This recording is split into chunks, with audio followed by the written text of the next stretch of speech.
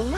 Hello. It's nice to meet you. How are you? Nice to meet you. Oh my Becky. gosh. My name is Becky G. I am a singer, actress. My songs like Shower, Can't Stop Dancing, and I'm now going to be starring in the Power Rangers movie as the Yellow Power Ranger, Trini. Great to meet you, Becky. Nice to meet you too. Thank Come you on for in. having me.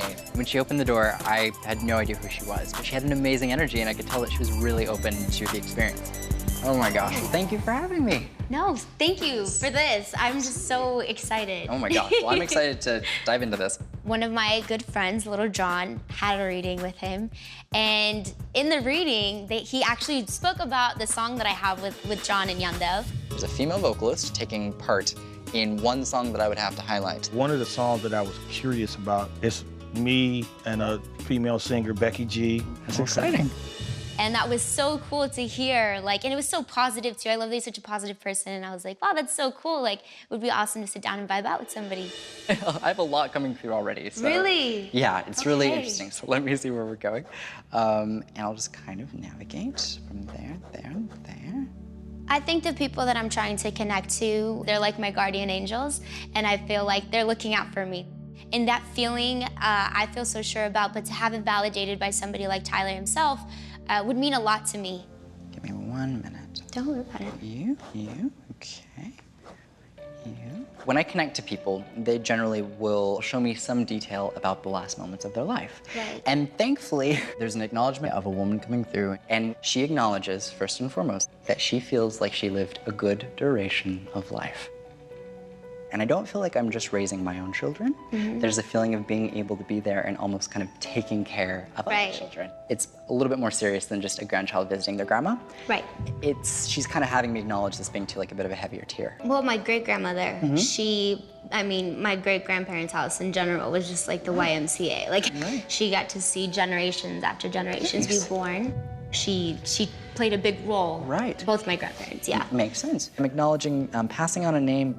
Who has the shared name? My grandma with my great-grandma, it's her daughter. Awesome. Very cool. My great-grandmother, Guadalupe, she was just this light. And so the fact that even I, as she was older, I got to see those little glimpses of her personality that were so sweet, so honest, and those are memories that I keep with me of her.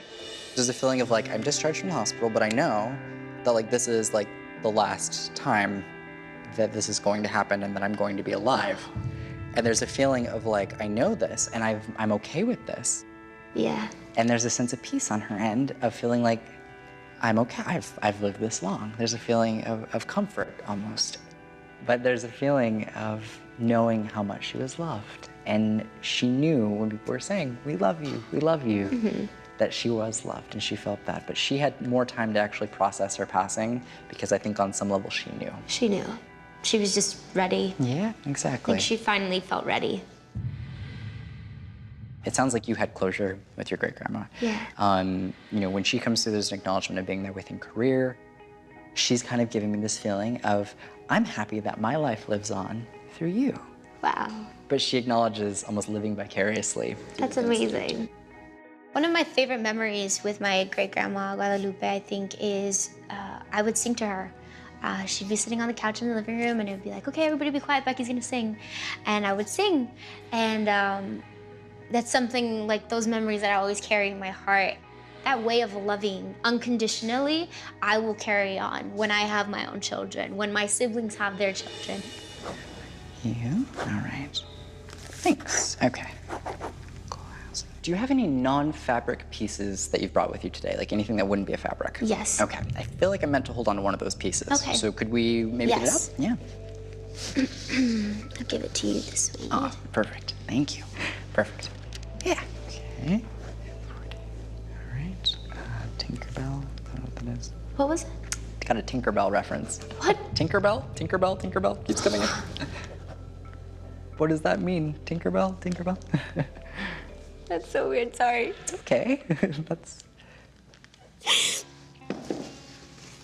Definitely need one of these. That's okay.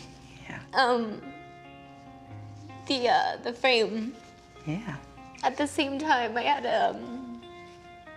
oh, let me get this up together really quick. Okay. Woo. It's a lot.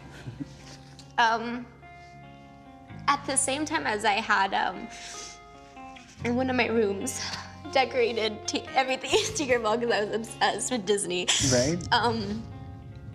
That frame was one of the things I took from my room because that was when me and my family went through a really hard time and we lost that home. Right. And that's when I turned to who I consider my guardian angel to this day. I lost her when I was really young. And she was around the same age. And yeah, she was just always with me. Like, still after she passed, she was with me. I could see her and I could feel her. Right. And it's so weird because that frame is one of the only things that I have from my room. That was Tinkerbell when I went through one of the hardest times of my life and my family's life so far. So, absolutely. yeah, that's so weird. Yeah, for sure. It's interesting, but I think that's validation for sure, that they're around, that they know of this. I was 9 years old and we lost our home. And we were losing our house bill by bill. We just couldn't keep up anymore. And one of the things about my room in that house was I had a Tinkerbell. My mom had hand-painted a Tinkerbell that half of her was on the wall and the other half was on the ceiling. So it was Tinkerbell kind of looking over my bed and putting a little fairy dust. And there was a frame of my cousin, Ceci, who I lost when I was about 3 years old. We were 6 years apart. I call her my guardian angel. And maybe she passed on that message of like, Tinkerbell, I was with her. And that picture by my bed, I still have to this day, and that's the only thing that I have from my room.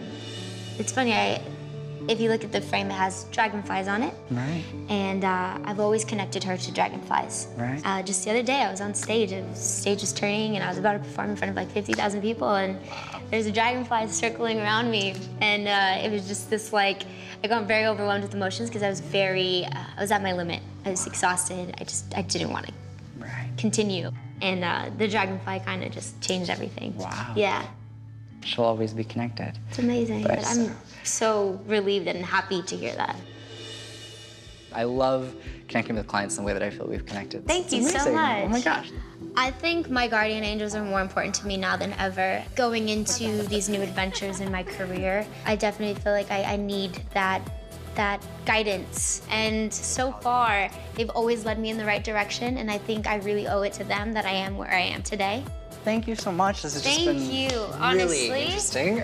This was, everything I could have wanted and more. Tyler is an incredible human being with such an amazing gift, and I feel so honored to have been able to sit down with him and experience it firsthand.